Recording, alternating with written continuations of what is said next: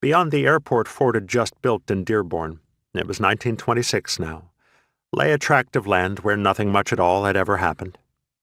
He would, he decided, inject these anonymous acres with history by building on them a monument to the past, a village that would preserve the American life as lived of what he called a saner and sweeter time. The man incubating this plan had done more than anyone else alive to annihilate that life, and he found much of its sweet sanity repellent.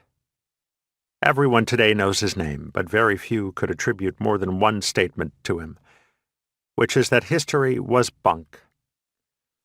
The bunk part he perceived in history may have been the sheer mass of it, all those names you had to learn, all those treaties and tariffs and boundary disputes. Ford always liked to see the thing itself. Years later, some of his old lieutenants would say he couldn't read a blueprint. He could, and competently, too. But it is perfectly true that he would far rather see the objects encoded in the cool white lines. His sense of what was sound engineering transmitted itself most surely through his fingertips. So it was with the past. Ford wanted to be able to handle it, to walk inside it and look around. He bought the Illinois courthouse and moved it to Dearborn, to the town he had named Greenfield Village, after his wife's birthplace. He bought the Wright brothers' cycle shop and moved it there, too, and to keep it company, the carpentry Queen Anne house the brothers grew up in. He bought Thomas Edison's laboratory from Menlo Park, New Jersey, along with a dozen freight car loads of Jersey dirt so it could stand amid the snails and fungi it had always known, and the boarding house where Edison's hard-pressed staff hadn't slept enough. The Edison Illuminating Company and its dynamos took up residence near Noah Webster's home.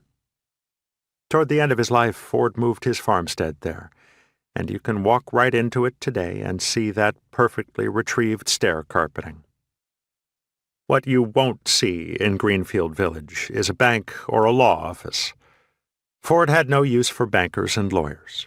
Many of them were Jews, he believed, and all were leeches who lived off the blood of creativity. He had no hesitation, for many years at least, in sharing this information with anyone who would listen. This was Ford at his most independent and least attractive, tirelessly venting the creaky certainties that had seeped into his character even as he became famous. All was mixed together as he conjured up his village, and it remains a place of contradictions, at least as far as his first expressed purpose goes. Edison and the Wrights had not worked to preserve the agrarian world of Ford's boyhood, and neither had Ford. As his village took shape, it turned out to be a wistful tribute not only to the sturdy American small farmer and the one-room schoolhouse where his children absorbed virtue along with grammar from their McGuffey's readers, but also to the forces that swept that world away, the dynamo and the electricity it conjured, the airplane, and of course the machine that Ford began building in 1903 in his Mack Avenue factory, whose gray-painted board front he carefully recreated. Once, stopping at a house he was planning to move, where he had spent a good deal of time as a boy, Ford made a discovery. I found some marbles, put a few of them in the palm of my hand, and as I applied pressure, they disintegrated. Life, change, had gone on.